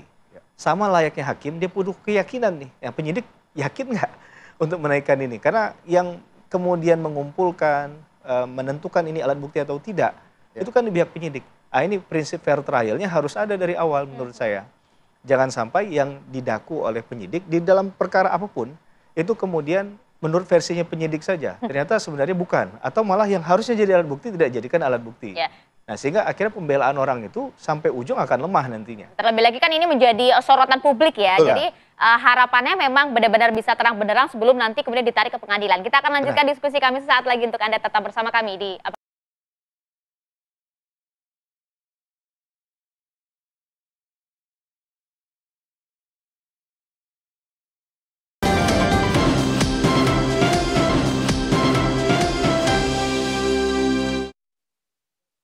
Defender. Kembali di Apa Kabar Indonesia Pagi, pemirsa. Tadi kita sudah mendengarkan ya Maria Segaf. Mas Heri sudah bilang, ini upaya terakhir dari Roy Suryo CS untuk masuk ke babak selanjutnya. Kalau dari Bang Andi sendiri melihat gelar perkara khusus ini penting atau enggak? Apalagi kan kalau kita lihat ini Roy Suryo udah menyiapkan 5 striker nih di depan nih. Untuk udah siap hadir. Menyerang begitu kalau main bola. Seperti apa? Ya kalau kita sih biasa-biasa aja. Loh, kok bisa? Ada yang istimewa. Ya kan ini kan memberikan informasi kepada mereka gitu. Hasil kemarin kan ditanyakan metodologinya seperti apa gitu. Memang yang pertanyaan saya sih begini, apakah ini mereka ini berpekara mau dijadikan pemberi keterangan pemberi keterangan sebagai ahli pemberi keterangan itu gitu ya. Kalau menurut saya kalau itu ada novum baru yang dirasa memang akan merubah apa dari hasil itu ya, itu kan penyidik yang bisa menilai seperti itu. Ya baru kita sih sekarang ya kita kan ini kan defend, kita nggak pernah jadi striker ini kan. Kita kan selalu kayak namanya penjaga gawang terus gitu kan. Ya, kita melihat aja seperti apa adanya gitu. Yang penting gitu loh, kita harus menerima gitu loh. Jangan taruh, wah tidak sesuai dengan hati nurani dia, udah ngomong lagi, cop-cop lagi di luar kan. Udah gitu press conference lagi, 11.000 triliun saya akan hadir. nggak taunya kesebel lah. Kan udah dijelasin. Menghadiri punawirawan, Bos. Hari ini datang loh, Bang. Nah iya kan bagus nih hari ini datang. Saya bukan biasa, ini abang saya ini luar biasa memang. Gajah Mada Girsang, luar biasa. Jadi beliau akan bisa hadir itu, menghadirkan itu artinya sebagai warga negara memang harus hadir. Tapi menarik pernyataan Anda tadi, apakah kemudian nanti akan membawa novum baru atau tidak sih, Bang? Apa yang disiapkan untuk esok hari? Karena ini merupakan salah satu momen penting juga kan untuk Anda. Yang jelas kami untuk persiapan gelar perkara khusus ya. Dan untuk hari ini menghadiri undangan klarifikasi di Polda, kita udah persiapkan itu 2 hari 2 malam. Jadi kita sangat serius. Gak weekend dong kemarin? Tidak weekend, apalagi ketemu istri aja enggak. Aduh, Bang. Jadi siap lahir batin nih berarti. Satu begini loh, kenapa kita serius? Karena katakanlah Rismond CS, Roy dan Tifa dan lain-lain ini serius dalam penegakan ini, bukan lari loh, jangan lupa loh. Mereka serius mengungkapkan ini. Penelitian mereka ini yang saya kasih, yang kita katakan gap kecelah selama ini, mereka mau satukan. Benar nggak asli, benar nggak palsu? Itu saya begitu. Artinya nanti akan ada novum baru, bukti baru yang akan dihadirkan gelar perkara. Pasti banget. Jika diperkenankan waktu yang lama, dia akan mulai dari awal sampai akhir. Rismond akan membuktikan itu, bahwa itu palsu. Itu loh. Sebagai keterangan ahli dalam hal ini? Iya, dia bertindak sebagai ahlinya dok, sesuai dengan profesinya, sebagai keahliannya seperti itu. Tiga orang ini kan hampir sama keahliannya. Satu telematika, satu memang dokter Tifa kan dokter benar-benar medis. Kalau Rismond kan memang digital forensik gitu. Dipadukan. Mereka serius loh. Aku mau kan dihargai. Besok pun kalau di sana hanya datang penonton seperti menonton si Unyil begitu, saya nggak mau. Kita walk out. Dan undangannya udah resmi kok. Silahkan membawa siapapun yang berkepentingan menyelesaikan perkara ini. Kan jelas itu poin 3-nya. Itu nggak boleh dihapus itu. Itu tercatat seluruh dunia. Sudah siap lahir batin gigi 5 nih, Bung Andi? Gimana Bang Aswan? Ya itu kalau diminta oleh Bareskrim secara resmi, ya itu sah-sah saja. Ada novum baru loh. Ya nggak apa-apa ada novum baru, kalau novum baru itu isinya sama yang kemarin buat apa kan begitu. Ya kalau itu dijelaskan novum baru itu memang akan merubah konstelasi itu gitu kan. Ya monggo-monggo saja, semua kan tergantung dari penyidik, tergantung dari Bareskrim gitu kan. Kita kan taat hukum untuk itu gitu. Yang penting saya katakan tadi, ya kan, jangan membuat kegaduhan lagi dalam arti nggak puas dia keluar press conference. Kan sudah diomongin masalah itu, ya kan. Nah jadi itulah, udah kita guyup dan rukun ya. Kita senang-senang aja lah untuk ini hadapi dengan. Jadi novumnya akan sama atau yang baru nih, Bang Jamada? Kalau hal ini tentu ada yang baru dong ya. Artinya dari perkembangannya tadi itu, mereka tidak berhenti kan. Contoh, jadi ini saya perlu jelaskan juga nih, seolah-olah ada pergeseran objek. Enggak loh. Seolah-olah dari Gajah Mada pindah ke Pramuka, enggak. Itu adalah kesinambungan dari penelitian loh, menyatu itu. Jadi seolah-olah waktu kemarin, objeknya waktu saya di sini kan. Sekarang lokus tempusnya berbeda, itu enggak. Itu penelitian itu menyambung, Sambal sampai Merauke juga bisa. Itu bukan berarti itu lokus tempusnya udah berbeda, enggak. Dulu mungkin Gajah Mada, tapi ternyata Gajah Mada itu berhubungan dengan Pramuka. Nah dibuat di sini, diresmikan di sini. Contohnya kan bisa. Atau di sini, kan bolak-balik. Bukan berarti perpindahan. Itu harus ada buktinya tapi kan Bang, nggak bisa main-main, diketawain ya sama Bung Andi Aswan tadi. Bukan ketahuan, saya senyum. Parah nih Bung, lagi jelasin serius tuh Bung. Kalau ketawa biasa. Biasa kita Bang. Bung Andi ini kan tukang ketawa dari dulu kan gitu kan. Kita harus senyum biar awet muda. Ah gitu kan. Itu menurut kami gitu ya. Jadi besok ya hari ini juga kita serius ya menghadiri klarifikasi. Ya cuman kita nanti lihat sikon di sana apakah mereka pun menjawab, namanya klarifikasi. Jika klarifikasi itu artinya itu sesuai nggak laporan ini dengan kejadian yang mereka alami. Jangan lupa loh, tidak ada pemaksaan untuk menjawab. Jangan lupa, itu artinya klarifikasi. Di KUHP pun tidak diatur. Tidak diatur. Ini sebenarnya hal yang baru sekali nih. Disebut konvensi barangkali nggak juga gitu. Tapi ini beberapa tahun terakhir ini terjadi di kepolisian. Ini perlu dikelarkan juga nih Prof. Dalam KUHP yang baru nanti, apakah dilembagakan atau tidak gitu loh. Ini dasar hukumnya sangat rawan. Tapi untuk itu pun kita hargai, kita datang. Kalau yang pertama karena koordinasi tidak datang. Tapi kalau hari ini kita udah siap nih. Kita bawa tokoh-tokoh juga hari ini di Polda Metro Jaya. Dan membawa mereka semua. Dan semua yang berkepentingan ikut. Jadi cukup ramai hari ini Polda Metro Jaya ya. Tapi setelah itu jangan bikin gaduh nggak kalau tadi kata Bang? Sebenarnya gini, saya mau jelaskan ya. Tidak pernah kita bikin gaduh loh. Mereka ini adalah ilmuwan loh, hargai loh ya. Mereka nih ya ilmuwan yang sejak. Nengoknya ke sini, Bang. Nengok sini. Jadi begitu ya rekan Andi ya. Iya. Tidak pernah bikin gaduh. Jadi jangan nanti di framing lagi nih bikin gaduh. Sebenarnya yang bikin gaduh siapa? Saya boleh taruhan nih. Lihat aja polling di masyarakat. Yang bikin gaduh siapa? Ya. Jadi saya nggak boleh jelaskan di sini. Tapi udahlah kita lihat sendiri kan. Banyak polling sekarang apa? Presentasinya rata-rata mendukung kita. Ya. Itu tidak perlu dijelaskan di sini. Tapi kita tahu sendiri masyarakat. Jadi artinya yang bikin gaduh siapa? Oke. Gitu. Siapa Respon singkat, Bang Andi. Ya kan kita bisa melihat lah ya. Di mana kemarin tanggal 5 itu kan ada apa namanya kayak FGD mereka itu kan. Menyusun strategi itu kan. Ada statement mengatakan gitu, kita walk out dan kita press conference gitu loh. Ya kan kita siapkan lah senjata-senjatanya itu. Ya kan saya bilang bagaimana ini? Artinya apa? Memang sudah mempersiapkan itu gitu loh. Kalau kita bicara kegaduhan itu kan selama kan gitu. Coba, ya kan, mau diundang 11.000 triliun saya akan siap hadir gitu kan. Nggak taunya, tapi ada tapinya gitu loh. Menurut pengacara kami, ya kita sangat lebih menghormati pengacara pada kepolisian, lembaga kepolisian. Ya kan, hadirlah ke grup sebelah yang sama-sama satu kolam. Tapi hari ini hadir Bang katanya Bang. Itulah saya bilang, saya bersyukur sekali karena Abang Da ini berani untuk ya membujuk mereka untuk hadir. Tapi menarik kalau tadi dibahas soal novum baru, katanya sudah ada, sudah pasti ada, sudah dilakukan penelitian jelas. Tapi mungkin nggak sih ini kemudian dihadirkan pada saat gelar perkara khusus, Ferry? Iya, ini yang harus kita hati-hati ya. Mana yang masuk ke ranah pengadilan, mana yang masuk dalam lingkup gelar perkara. Ya kita harapkan agar ini jadi juga momentum bagi penegakan hukum yang lain. Jangan sampai nanti hanya khusus di kasus ini berbeda, di kasus yang lain berbeda lagi. Kalau saya lebih menekankan hal itu. Jangan sampai kita nanganin kasus ini dari sebelum berewokan. Ya. Jadi sekarang berewokan ini masih bicara hal-hal hukum acara yang seharusnya sudah jelas permainannya begitu ya. Tapi bayangan saya begini, jangan sampai ya pihak-pihak yang diundang nanti itu terbatas sekali. Padahal kalau kita tarik kasus ini dari awal, ini kan masalahnya ijazah. Maka akan berkaitan dengan instansi mana yang berhak mengeluarkan hal itu. Nah saya nggak tahu dalam bayangan pemikiran ataupun nuansa kebatinan dari Bareskrim misalnya, apakah akan dihadirkan pihak yang punya kewenangan otoritas untuk mengeluarkan ijazah tadi? Kita nggak usah sebut UGM ya, tapi UGM apakah perlu? Sudah disebut. Itu dia masalahnya. Karena itu yang saya bilang kan, harusnya perlu untuk diundang. Oke. Terlepas dari kemudian hanya mendengarkan dan lain sebagainya untuk memperkuat bahwa memang ini sudah diklarifikasi kemanapun. Sehingga tadi benang merah dalam perkara ini terlihat jelas. Jangan samar juga seperti yang sebelumnya. Ya gitu, betul, jangan sampai samar tadi bahwa ini hanya berdiri antara kubunya Bang Roy Suryo dan kawan-kawan versus Pak Jokowi tadi.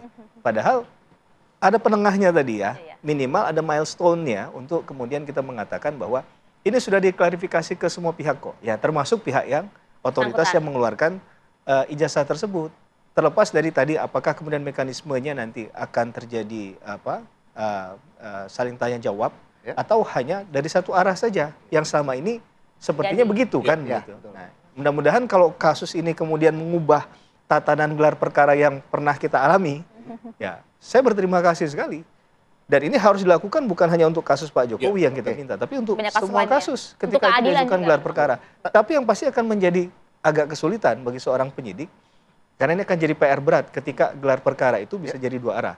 Dan akan lingkup batasannya akan semakin menurut saya agak tidak jelas begitu ya. Garis demarkasi batas suci antara pengadilan dan sebelum pengadilan. Nah itu dia, jadi memang masih abu-abu nih ya dimungkinkan atau tidak, tapi nampaknya Bung Jahmada dan kawan-kawan sudah mempersiapkan berbagai strateginya ya. Tapi mohon maaf waktu kita singkat nih. Itu dia, sebenarnya masih panas ya. Masih belum puas. Itu baru gigi 1. Gigi 1. Kita tahan dulu gigi 2, 3, 4-nya Bung Andi. 4-5-nya nggak Terima kasih banyak waktunya bersama kami Bung Andi. Keluar lagi bahasa Jepang kan? Itu dia. Pusing lagi dia ntar. Terima kasih Bung Andi, Bang Jahmada, terima kasih Mas Heri atas bersama kami di Apa kabar Indonesia Pagi. Pemirsa, di segmen selanjutnya kami masih memiliki sejumlah berita menarik. Ada apa, Maria Segaf? Aksi penyerangan dengan senjata tajam pemirsa dilakukan oleh sekelompok orang tak dikenal kepada warga perguruan pencaksilat persaudaraan Setia Hati Teratai. Ini akan kami hadirkan informasi untuk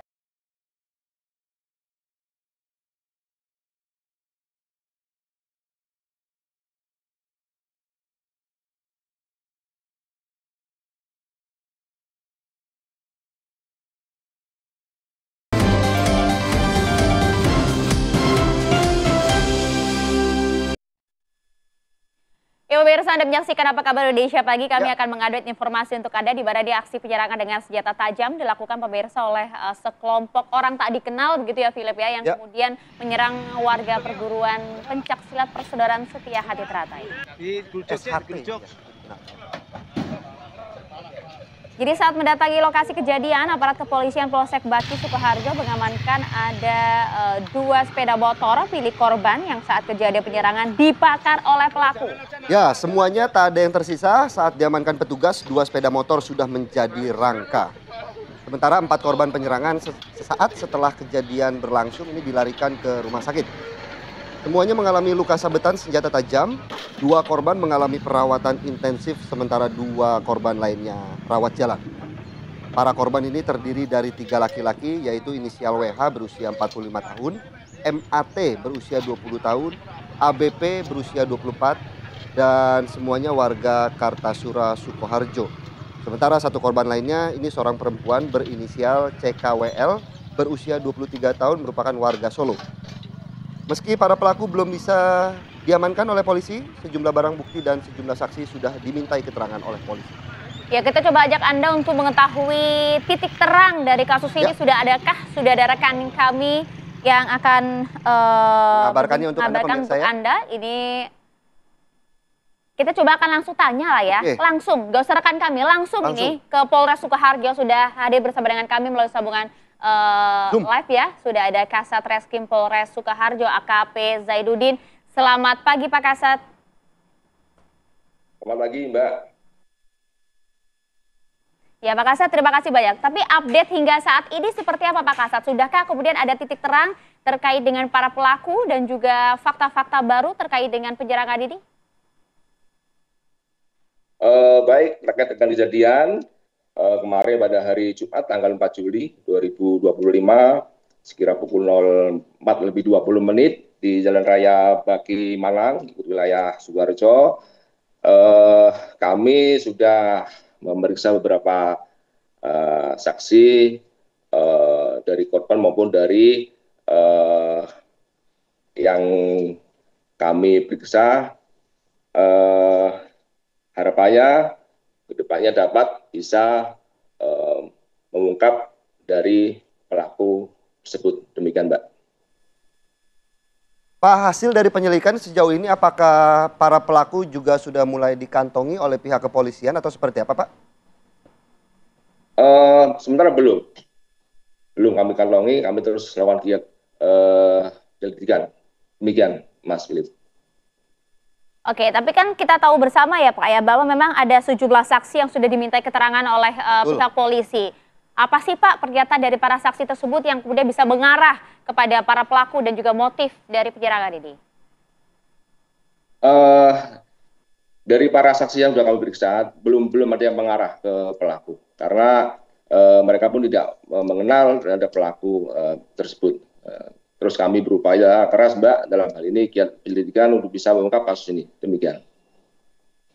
Berarti korban ini tidak mengetahui secara pasti mengapa mereka kemudian diserang oleh para pelaku, atau mungkin ada keterangan dari korban yang bisa mengarah kepada alasan ataupun motif ya yang dilakukan oleh para pelaku, Pak Kasat? Sementara tidak ada keterangan dari korban, motif maupun pihak pelaku mana untuk disampaikan ke kami. Ini mereka tidak mengenal demikian para korban ini. Atau mungkin ada dendam lama yang membuat korban ini diserang oleh para pelaku seperti itu, Pak? Mengingat korban ini juga merupakan warga perguruan PSHT, Pak. Belum tahu, Pak Sudi, belum tahu. Oke, tapi kemudian respon dari perguruan tersebut seperti apa ya Pak? Responnya ya artinya berharap untuk kasus ini dapat terungkap dan kami pun sebagai jajaran Sarexim berupaya keras untuk bisa mengungkap kasus ini. Demikian, Mbak. Oke, upaya hukum yang saat ini sedang dan juga akan dilakukan oleh Polres Sukoharjo seperti apa Pak untuk mengusut kasus ini dengan tuntas? Baik, tentunya kami mengumpulkan alat bukti, baik keterangan saksi, mungkin alat bukti yang lain, Mbak, untuk bisa membuat terang perkara ini, untuk bisa kami ajukan untuk ke sidang pengadilan maupun nanti untuk melengkapi berkas yang akan kami kirim tentunya biar nanti tidak ada kekurangan. Kami terus lakukan giat, lidik, mengumpulkan bukti-bukti, demikian Mbak. Oke, artinya kita masih akan tunggu ya Pak ya prosesnya, semoga kemudian bisa segera menemukan titik terang. Terima kasih banyak waktu Anda bersama kami di Apa Kabar Indonesia Pagi, AKP Zadudin, Kasat Reskrim Polres Sukoharjo. Terima kasih. Salam. Terima kasih Pak Kasat. Iya, amin. Terima kasih Mbak. Ya. Dan pemirsa, kami akan jeda sejenak dulu. Di segmen selanjutnya kami akan hadirkan ini rangkaian kabel semrawut.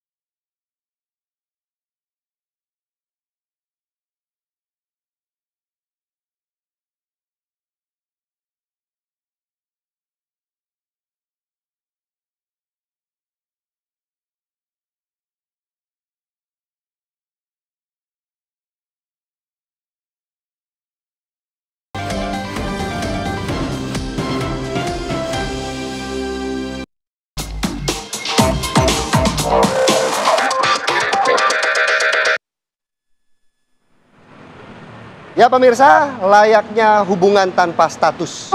Apa tuh? Rangkaian kabel semrawut yang menjuntai dengan sebagian kabelnya telah putus nampak di Jalan Sukarjo, Wiryo Pranoto, Gambir, Jakarta Pusat. Gimana Ayah? Ya? Itu dia, karena memang bahaya banget, Philip. Gak hanya cuma mengganggu para pejalan kaki, pengguna jalan, sejumlah kendaraan juga kemudian harus menopang kabel secara manual agar tidak tersangkut saat melintasi jalan tersebut seperti ini ya, kendaraan-kendaraan besar kayak gini nih. Sulit untuk melintas begitu ya, karena kabel-kabel yang menjuntai juga turun ke bawah begitu. Sehingga mobil-mobil dengan kendaraan besar begitu ya, dengan ukuran atau volume besar ini sulit untuk melintas.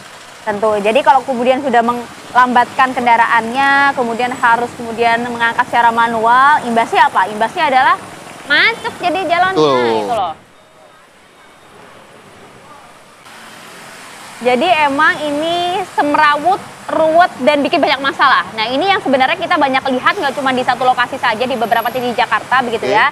Tapi memang informasinya Pemprov Jakarta ingin memperbaiki hal ini. Tapi kalau kita lihat saat ini yang paling parah salah satunya ada nih di wilayah Gambir nih ya. Coba kita cek langsung yuk, Lip. Sudah ada rekan kami, ada Yunike Suwandi yang berada di sana. Selamat pagi Yunike. Hati-hati ya, jangan sampai kesetrum ya. Ya, selamat pagi Maria, Philip, dan juga pemirsa TV One. Ini kalau ngomong-ngomong soal hubungan emang sensitif begitu ya. Ini masalah lama, sama juga kayak kabel semrawut ini. Rasanya masalah ini tuh masih ada sampai sekarang. Karena memang gak cuma di titik saya mengabarkan saat ini, di salah satu jalan di Sukarjo Wiryo Pranoto ini, tapi ada di salah satu gang Batu Ceper 11, ini tepatnya pemirsa, di gang tempat ruko-ruko ataupun rumah-rumah ini kabel menjuntai, ini masih terlihat rendah dan bisa mengganggu pengguna jalan. Tidak hanya pengendara saja, namun juga pejalan kaki, dan tentunya pemirsa, ini bisa dilihat adalah salah satu contoh kabel yang bisa dikatakan semrawut begitu ya, tapi tidak seperti hubungan saya ya, jangan sampai deh amit-amit begitu ya. Tapi ini juga tentunya masih menjadi salah satu permasalahan di sini karena bisa mengganggu dan resiko untuk membahayakan warga. Nah, terkait dengan hal itu juga pemirsa, saya akan mengajak Anda nih untuk berbincang bersama dengan salah satu warga di tempat ini untuk menanya nih kira-kira ini kabelnya apakah dari dulu sudah menumpuk banyak seperti ini atau ini menumpuknya semakin kesini saja nih. Selamat pagi Pak Tommy. Selamat pagi. Pak Tommy, ini mengenai dengan kabel-kabel yang bisa dilihat Pak, itu kan kusut ya Pak ya, banyak. Ini emang udah dari dulu langsung sebanyak itu kabelnya menumpuk atau makin kesini makin banyak nih Pak? Makin kesini kayaknya semakin banyak ya. Semacam kayak apa, pertokoan ini, itu dia masang listrik, itu dia numpang ininya di sini tuh. Oke, jadi makin banyak ya Pak? Makin banyak. Lagi pula kadang-kadang ada kendaraan truk yang nganter-nganter barang ke dalam. Iya Pak, kan kalau truk itu kan tinggi gitu ya Pak, sedangkan ini tadi aku lihat jaraknya tuh rendah gitu. Dan itu biasanya gimana Pak kalau gitu truknya emang harus disanggah dulu kah atau pernah ada yang bahkan udah pernah nyangkut gitu Pak?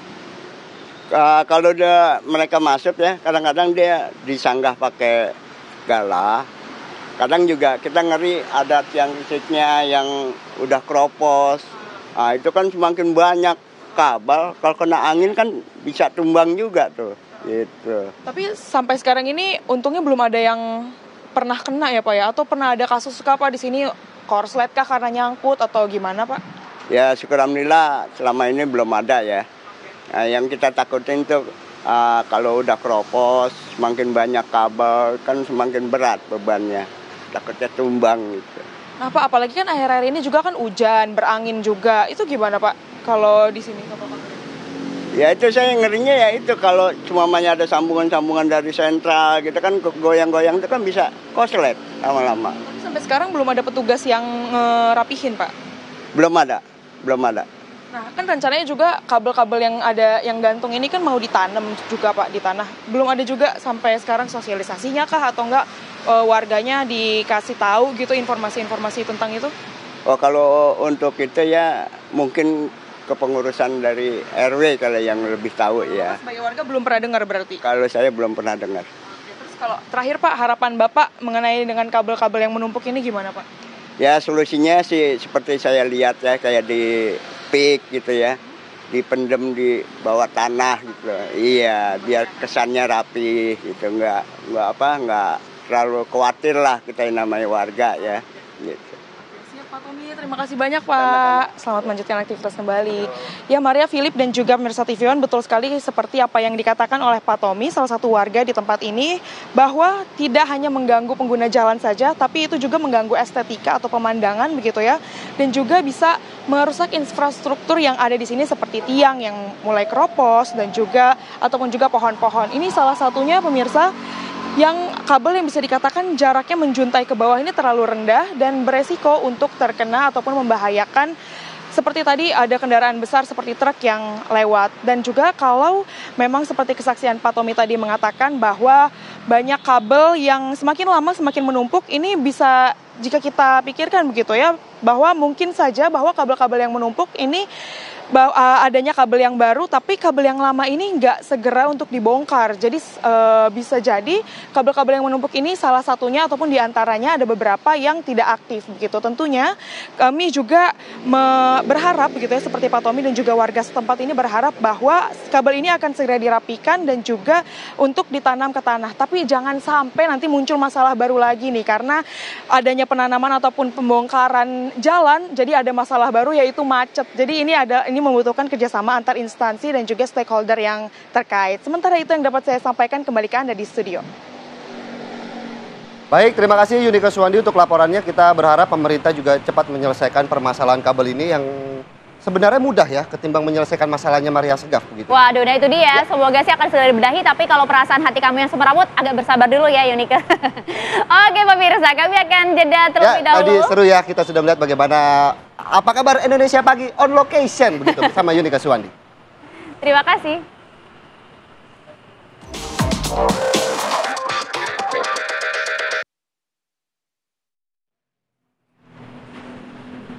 Oke, di segmen selanjutnya ada apa nih Maria Segaf?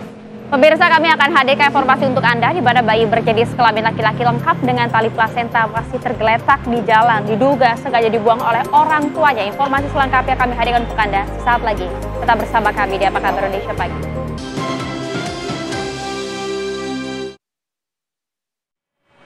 Kembali di Apa Kabar Indonesia Pagi, pemirsa, kami akan hadirkan beberapa berita pilihan. Ini salah satunya banjir bandang yang menerjang permukiman warga di Kabupaten Jeneponto dan Bantaeng, Sulawesi Selatan. Sungai di kedua wilayah tersebut meluap usai hujan deras. Jadi banjir akibat derasnya arus yang melintasi pemukiman mereka, pemirsa. Warga menduga bahwa banjir juga dipicu curah banyaknya kayu dan ranting yang diduga berasal dari penebangan pohon yang mengakibatkan hutan di sekitar hulu Sungai Gundul. Tidak ada korban jiwa pemirsa dalam peristiwa ini, namun sejumlah rumah mengalami kerusakan. Gimana nggak rusak ya, sederas itu alirannya? Iya, bukan cukup lagi sih, ini sangat deras ya.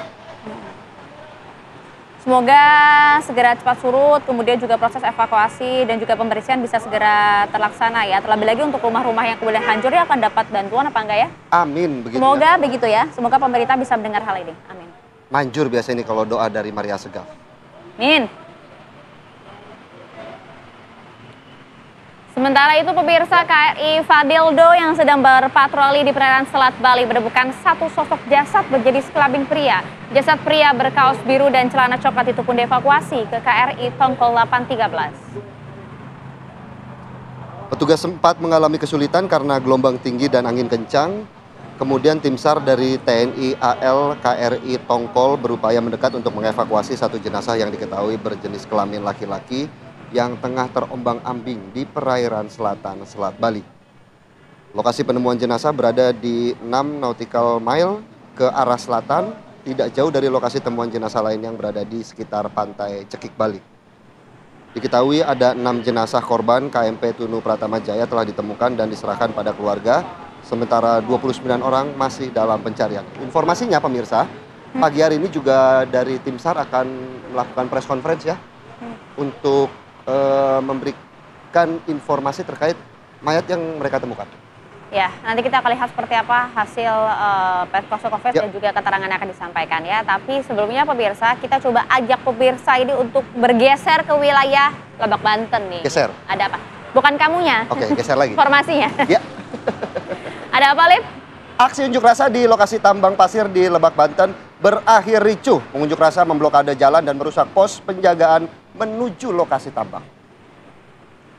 Jadi memang pemirsa, aksi yang awalnya berjalan damai begitu ya, tiba-tiba ricuh setelah salah satu pengusaha kemudian mengeluarkan anjing pelacak mereka.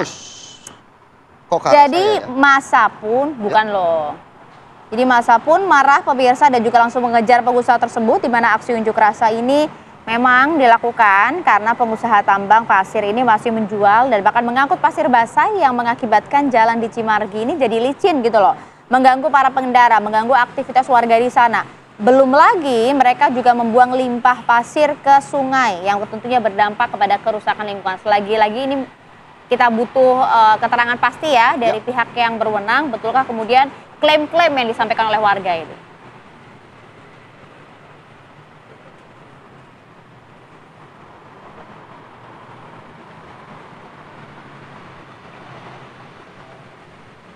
Pemirsa, diduga akibat terpancing emosi, puluhan pesilat dari 2 perguruan terlibat bentrok usai menghadiri acara Surat Agung di Kota Madiun, Jawa Timur.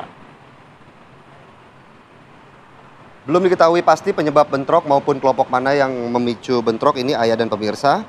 Petugas gabungan TNI Polri serta pihak keamanan dari perguruan silat segera tiba di lokasi hingga mengamankan agar suasana kembali kondusif dan rombongan konvoi kembali melanjutkan perjalanan. Tidak ada korban dalam insiden ini dan kasus ini telah ditangani oleh kepolisian setempat dengan mencari provokator. Itu dia, makanya Philip tolong jangan buat saya emosi ya. Jangan sampai nanti terjadi hal-hal yang tidak diinginkan. Oke, tapi ketimbang tawuran, selesaikanlah di ring Octagon One Pride.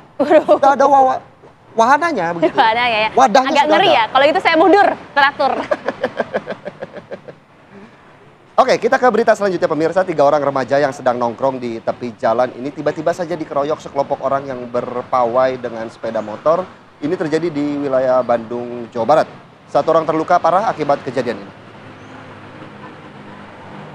Ya, video amatir ini harus kami sabarkan pemirsa karena pada saat tiba di lokasi ini para kelompok orang-orang yang kemudian sudah berpawai ini langsung melakukan pengeroyokan di depan kampus di Jalan Hasan Mustopo, Cibenunying Kaler di Kota Bandung, Jawa Barat. Jadi 1 orang, informasinya pemirsa, mengalami luka di bagian kepala, sementara 2 lainnya selamat dari pengeroyokan. Korban luka kemudian segera dibawa ke rumah sakit, di mana kasus pengeroyokan ini sudah ditangani oleh polisi.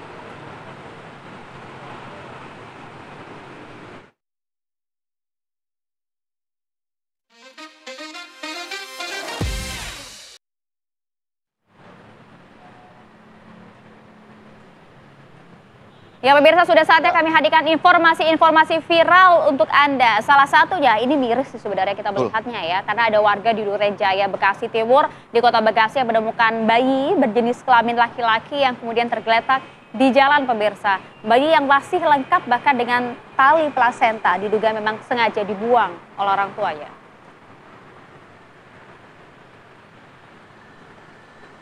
Dari video amatir yang diabadikan oleh warga, bayi dengan jenis kelamin laki-laki yang baru saja dilahirkan lengkap dengan tali plasenta ini ditemukan warga di aspal Gang Apel Masjid Al-Ikhwan, Duren Jaya, Bekasi Timur, Kota Bekasi. Ini kejadiannya terjadi pada Minggu pagi ya. Saksi mata di lokasi mengatakan bayi mungil itu pertama kali ditemukan warga menjelang subuh setelah mendengar suara tangisan yang hebat. Saksi yang penasaran kemudian melihat sumber suara dan ditemukan bayi di jalan depan rumahnya tanpa pakaian. Saat ini kondisi bayi laki-laki itu dalam kondisi yang sehat, alhamdulillah ya. Dan sudah mendapatkan penanganan dari tim medis Rumah Sakit Umum Daerah Kasabuloh Abdul Majid, Kota Bekasi.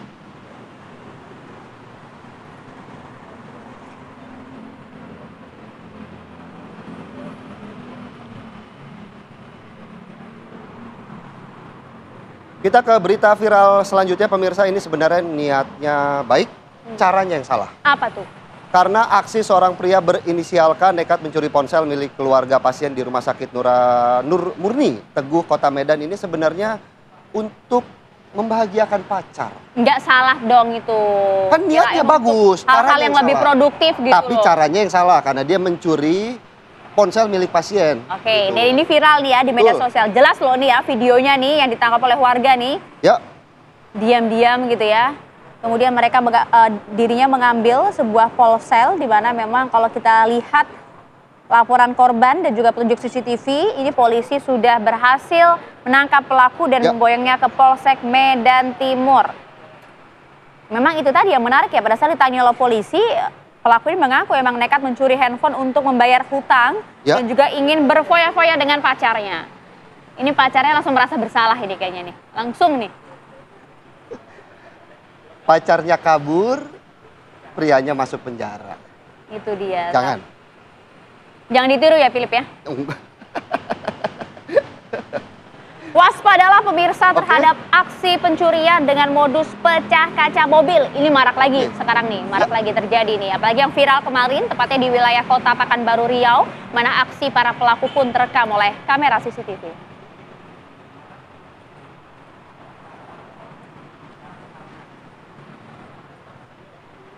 Kita saksikan bersama-sama ini bagaimana aksi pecah kaca mobil untuk melakukan pencurian begitu ya, di mana seorang pria ataupun para pelaku berhasil menggondol 2 laptop milik korban. Korban diketahui ini sedang membeli makanan. Setelah melakukan pengembangan, pasca tim melakukan penangkapan terhadap pelaku berinisial J di salah satu konter handphone. Akhirnya polisi Polsek Bukit Raya berhasil menangkap kedua pelaku spesialis pecah kaca mobil.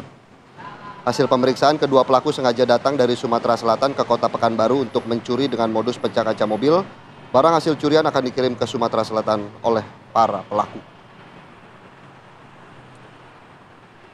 Silahkan menerima akibat dari perbuatan Anda ya. Timah panas bersarang di kaki para pelaku. Itu dia. Tapi nih pemirsa dan juga Philip nih ya, kalau kita ingin lihat ke beberapa daerah, Indonesia tuh kaya ya. Jangkrik bos. Jangkrik bos. Jangkrik bos. Ya. Nah ini menarik juga nih kalau kita ngomongin jangkrik. Di daerah Kudus ya tepatnya ya, itu ada suatu makanan yang khas nih, namanya adalah nasi jangkrik. Udah pernah tahu belum? Nah ini tuh unik nih ya. Jadi gara-gara nasi jangkrik, pemirsa warga Kota Kudus rela berdesak-desakan untuk antri. Jadi nasi jangkrik yang dibagikan ini bukan sembarang nasi gitu ya. Tuh lihat antriannya kayak gitu ya, luar biasa ya. Karena nasi yang dibungkus daun jati ini dengan lauk daging kerbau itu merupakan jelang penyelenggaraan yang begitu dilakukan ya. jelang penyelenggara 10 Muharram gitu. Jadi di momen-momen tertentu setahun sekali. Tapi kenapa nasi jangkrik ya? Kalau dagingnya daging kerbau atau kambing? Nah, coba kamu punya informasinya nggak? Inilah suasana riuhnya warga Kota Kudus yang berdesak-desakan mengantre nasi jangkrik, bos. Atau nasi jangkrik yang dibagikan di Komplek Masjid Menara Kudus, Jawa Tengah. Bahkan antrian mengular hingga luar jalan Komplek Masjid Menara dan Makam Sunan Kudus. Tak lebih, ini mereka yang kelelahan saat mengantre hingga harus dievakuasi ke tempat yang lebih aman. Maklum saja, mereka ini rela mengantre sejak pagi buta dan meski lelah, mereka mengaku senang bisa mendapatkan nasi jangkrik yang kemudian dinikmati bersama-sama anggota keluarga dan kerabat lainnya di sekitar lokasi. Ternyata nih ayah dan pemirsa, tradisi bagi-bagi nasi daging kerbau ini adalah salah satu rangkaian acara tradisi buka luwur yang diselenggarakan setiap 10 Muharram. Tradisi ini untuk menandai pergantian kelambu di makam Sunan Kudus setiap tahunnya. Seperti ini ya, tampak dari nasi jangkrik begitu. Jadi ceritanya tuh adalah ini memang merupakan tradisi ya.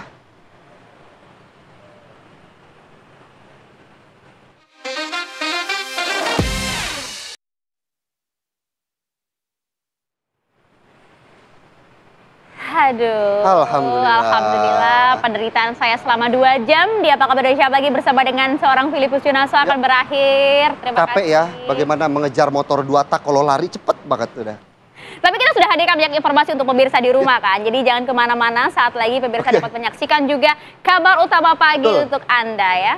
Aura kasih, lari pagi. Cakep. Terima kasih telah menyaksikan Apa Kabar Indonesia Pagi. Saya Filipus Junaso. Saya Maria Segaf, kita berdua pamit. Terima kasih, sampai jumpa.